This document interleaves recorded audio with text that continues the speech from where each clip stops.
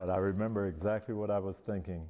Born one generation after segregation, racism was reality for Tony Dungy's parents. He said he walked past all white schools to end up teaching in all black schools. The two school teachers raised Dungy in Jackson, Michigan.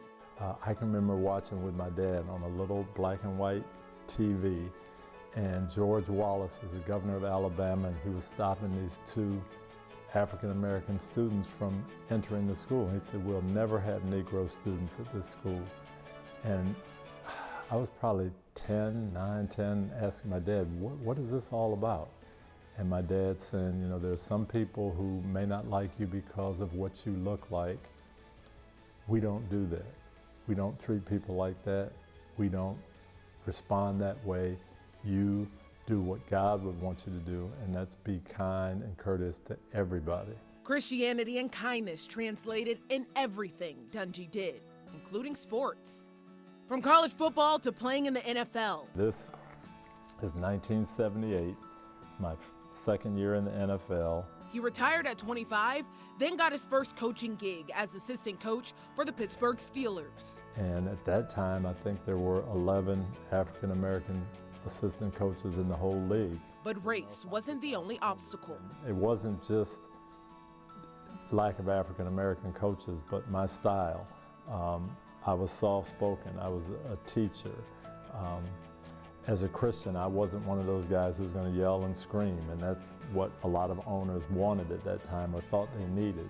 And I can remember an owner telling me in an interview, I don't think your style will work in the NFL. I don't think people are ready for that type of leadership. But the Tampa Bay Bucks were.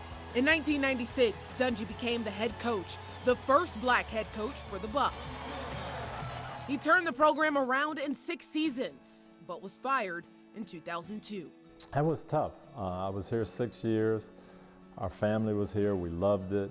And you know, to all of a sudden have that uprooted and say, okay, we're going in another direction. We don't really need you. We had to think about what we were going to do. Well, his family headed to the Indianapolis Colts, making history. In 2007, he became the first black head coach to win the Super Bowl.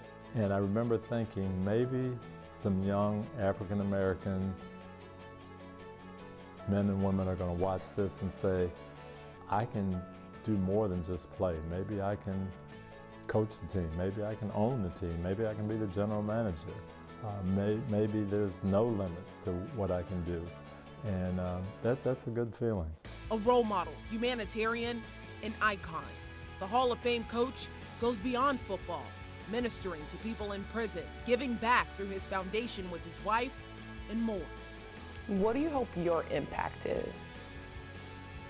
I've always wanted my impact to be helping people not just dream, but helping them pursue those dreams.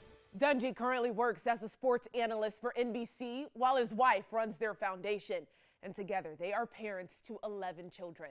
As for what's next, he says he's praying and seeing what God has in store. I'm Deanne King, 8 on your side.